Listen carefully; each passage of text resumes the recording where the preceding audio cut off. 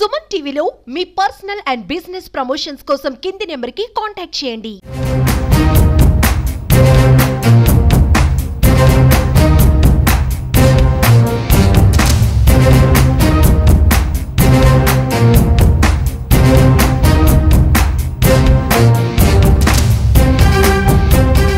తన భర్త తనను మోసం చేశాడంటూ నిన్నటి నుంచి కూడా తన భర్త ఇంకొక అమ్మాయితో ఉంటున్నాడు. అక్కడికి వెళ్లి భర్త ఇంటి ముందే కూర్చొని నిరసనకు దిగినటువంటి బాధిత మహిళ నక్షత్ర చెప్తున్నవన్నీ నిజాలేనా, నక్షత్ర ఆరోపిస్తున్నవన్నీ వాస్తవాలేనా, ఇది తెలుసుకునే ప్రయత్నంలో భాగంగా మనం తేజ్ వాళ్ళ ఇంటికి వచ్చాము. అంటే నక్షత్ర వాళ్ళ మావయ్య గారు వాళ్ళ ఇంటికి. సో వాళ్ళ ఫాదర్ కూడా మనతో పాటు ఉన్నారు, తేజ్ వాళ్ళ ఫాదర్. ఆయనతో మాట్లాడదాం. నమస్తే సార్, మీ పేరండి? రంగనాథన్. ఇప్పుడు తేజ్ కి నక్షత్రకి ఎప్పుడు పెళ్ళయింది సార్? ఇప్పుడు మీ కోడలు ఆరోపిస్తున్నా, అంటే తను ఆరోపణలు కాదు ఇవి వాస్తవాలంటూ నిన్న మీడియా ముందుకు వచ్చింది. తేజ్ ఇంకొకరితో ఉండడం, అక్కడికి వెళ్లి ఆమె నిరసన తెలపడంతో పాటు మీడియాని పోలీసులను కూడా తీసుకెళ్లింది అమ్మాయి. ఇదంతా మీరు కూడా చూసే ఉంటారు. ఏం జరిగింది సార్? మీ నుంచి ఏం చెప్పాలి అనుకుంటున్నారు? ఇందులో చెప్పడానికి ఏం లేదండి. 2015లో మ్యారేజ్ చేసామండి. చేసిన తర్వాత మా ఇంట్లో ఒక 3 days ఉన్నారు, 3 nights ఉన్నారు. ఆ తర్వాత వెళ్ళిపోయారు. ఆ రోజు నుంచి ఈ రోజు వరకు మా ఇంటికి ఎవరు రాలేదు. ఏదో ఫంక్షన్స్ అయితే వెళ్ళడమే తప్ప వాళ్ళు వచ్చి మా ఇంట్లో ఉండడం, మేము వెళ్ళి వాళ్ళ ఇంట్లో ఉండడం అనేది మాకు జరగలేదు. సినిమాలు అనేది పెళ్లికి ముందు నుంచి ఇంట్రెస్ట్ అండి? మీకు చెప్పాడా? పెళ్లికి ముందు నుంచి చేశాడండి. చిన్న చిన్న షార్ట్ ఫిల్మ్స్ చేశాడండి. ఒక రోజు నేను షూటింగ్కి వెళ్తే ఈ అమ్మాయి సినిమాలో హీరోయిన్ అండి. ఇంతకుముందు ఈ అమ్మాయి 2 picturesలో యాక్ట్ చేసింది. తర్వాత వీడికి హీరోయిన్గా వచ్చింది. మరి ఏ కారణాలో మనకు తెలియదు, ఆ సినిమా ఆగిపోయింది. ఆ తర్వాత వీళ్ళు పెళ్లి చేసుకున్నారు. పెళ్లి చేసుకున్న తర్వాత ఏం జరిగింది ఏంటనేది మనకు తెలియదు. చాలాసార్లు గొడవలు అయితే నేను వెళ్ళవడం జరిగింది. ఆ గొడవల కారణం ఏంటంటే ఇంకా ఆయన సినిమాకి వెళ్ళకూడదని, రిస్ట్రిక్షన్ అవుతుందని ఆయన చెప్పడం, వీళ్ళు కూడా వెళ్ళడానికి వీలు లేదని నాకు చెప్పడం, అవన్నీ జరిగినాయి. ఇద్దరు సినిమా ఇండస్ట్రీలో ఉన్న వాళ్ళే అక్కడే కనెక్ట్ అయ్యారు, ప్రేమించి పెళ్లి చేసుకున్నారు. మీ అందరినీ పెద్దలను ఒప్పించి సినిమాలు వద్దు అనేది ఎవరి నుంచి వచ్చిన డిమాండ్? దానికి మీ నుంచి గానీ మీ అబ్బాయి నుంచి గానీ ఆన్సర్ అదే కారణం అంటున్నారు కదా ఇద్దరి మధ్య గొడవలకి. వాళ్ళు చెప్పడం, ఆడి సినిమా పిచ్చి ఉంది, నేను సినిమాలోనే చేస్తాను, నేను స్క్రీన్ మీద కనబడాలని ఆయన పట్టుతాను, నువ్వు సినిమాకి వెళ్ళడానికి వీలు లేదని వీళ్ళు పట్టుతాను. అంతకుముందు ఉద్యోగం లేదండి. సినిమాల్లో తిరిగి సినిమాలో ఒక సినిమా యాక్ట్ చేశాడు, అప్పుడు కూడా ఉద్యోగం లేదమ్మా. ఆ తర్వాత వచ్చింది ఉద్యోగం. ఎవరు చేశారు సార్ ఉద్యోగం? కూడా మా పాప భవిష్యత్ బాగుంటుంది, ఈ అబ్బాయి సినిమాలు అంటూ విచ్చలవిడిగా తిరగడమే కాదు, ప్రాపర్ గా ఒక ఫ్యామిలీ ఏర్పడింది కాబట్టి ఒక ఉద్యోగం కూడా మేము వేయించాము అని నక్షత్ర వాళ్ళ పేరెంట్స్ వీళ్ళు చెప్పడం ఉద్యోగం వేయించామని. ఆడంటే నేను తెచ్చుకున్నాను. ఎందుకంటే తెలియాలంటే మన దగ్గర ఉండాలి కదండి, మనుషులు మన దగ్గర ఉండాలి కదా. వీళ్ళు చెప్పారు, అదే చెప్తాను, వాళ్ళకి ఉద్యోగం వేయించారని వాళ్ళు చెప్పారు. అర్థమైందా? ఉద్యోగం వాళ్ళేమో నేనే వేసుకున్నాను అని చెప్తాడు. అర్థమైంది కదా. అయితే విషయాలు ఇవి అంతవరకు.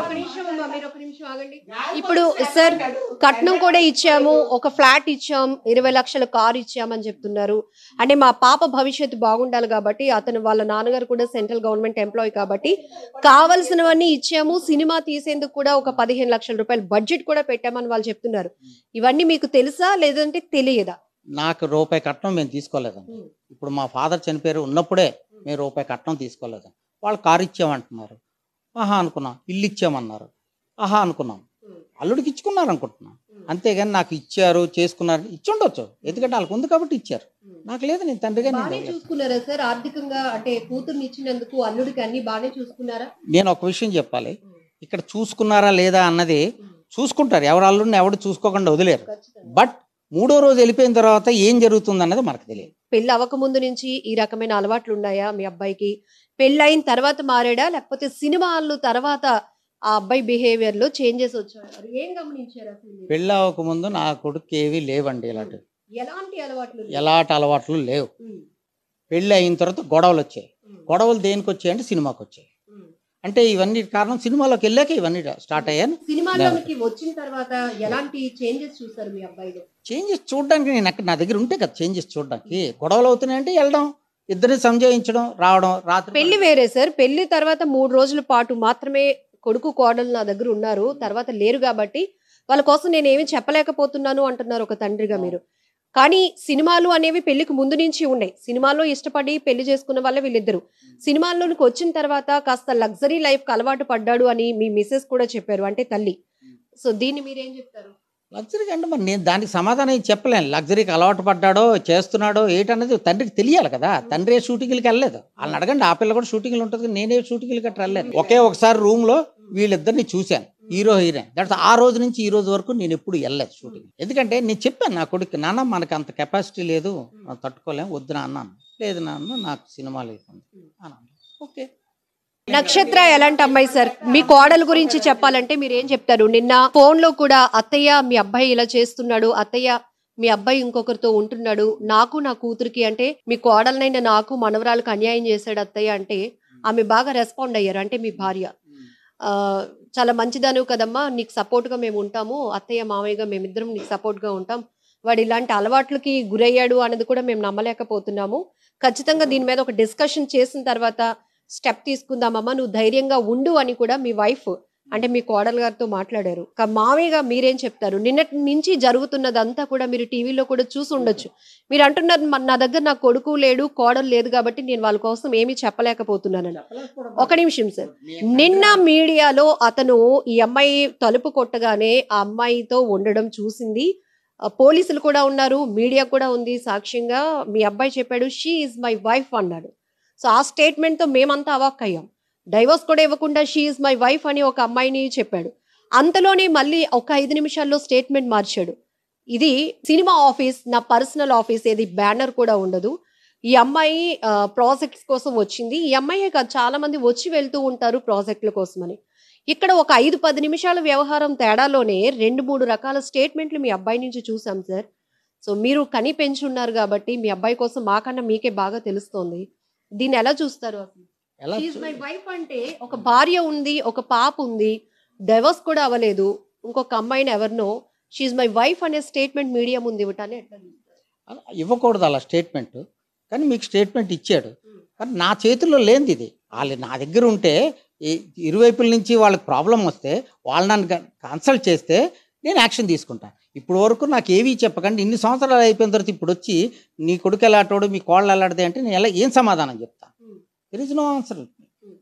అంటే ఇప్పుడు వీళ్ళ క్యారెక్టర్స్ కోసం మిమ్మల్ని అడగట్లేదు సార్, అంటే మీ కొడుకు ఎలాంటి వాడు, కోడలు ఎలాంటిది అని మేము అడగట్లేదు. నిన్న జరిగిందంతా మీరు ఆబ్వియస్లీ ఈ రోజు ప్రపంచమే చూసింది నిన్న జరిగిన ఇదంతా. సో మీరు దాన్ని ఎలా చూస్తారు? అంటే ఇప్పుడు అబ్బాయి అలాగని స్టేట్మెంట్ ఇస్తే, పెళ్లి చేసుకున్నాను అనే స్టేట్మెంట్ ఇస్తే అది కరెక్ట్ కాదు. బట్ ఎనీహౌ తర్వాత అన్ని విషయాలు నిజాలు ముందు తెలుస్తాయి. కేసు పెట్టావని వీళ్ళు నాకు చెప్పలేదు, కేసు పెట్టే ముందు వీళ్ళు చెప్పలేదు, కేసు అయ్యిందని కూడా నా కొడుకు నాకు చెప్పలేదు. కొద్ది రోజులు పోయాక నాకు చెప్పాడు, డాడీ కోర్టులో కేసు ఉంది, కోర్టులో కేసు ఉన్నప్పుడు మేము ఎంత మంచోళ్ళమైనా వాళ్ళెంత మంచోళ్ళు మేము ఎంత మంచోళ్ళు, మేము వాళ్ళు మాట్లాడుకోకూడదు. అర్థమైంది కదా? సో వాళ్ళు మాకు ఫోన్ చేయలేదు, మేము వాళ్ళకి ఫోన్ చేయలేదు. కేసు డీటెయిల్స్ అయినా చెప్తాడు కదండి మీ అబ్బాయి, అంటే నా మీదే పెట్టేదా లేకపోతే మీ పేర్లు కూడా ఇన్వాల్వ్ చేసింది డాడీ అని అలా ఇచ్చామని మేమే పెట్టాడని చెప్పారు. సార్ మీరు ఎన్నాళ్ళు అవుతుంది మీ అబ్బాయితో ఫోన్ లో మాట్లాడు గాని కలిసి గాని? ఇప్పటికప్పుడు మాట్లాడుతుంటాం ఫోన్లో. ఏమడి అలాగున్నావు ఏమిటి అంతవరకే నాకు బాగుంది. ఇంకేం బాధ్యత తీసుకుంటామండి? ఏమండి ఏం తీసుకుంటామండి బాధ్యతలు? పెళ్ళి అయిపోయి పిల్లలు ఉన్నోడికి మేమేం బాధ్యత తీసుకుంటామండి? ఆడెక్కడో చేసుకుంటే ఏం చేస్తామండి మేము? అది కరెక్టేనా సార్? అమ్మా మీరు ఆగండి ఒక నిమిషం.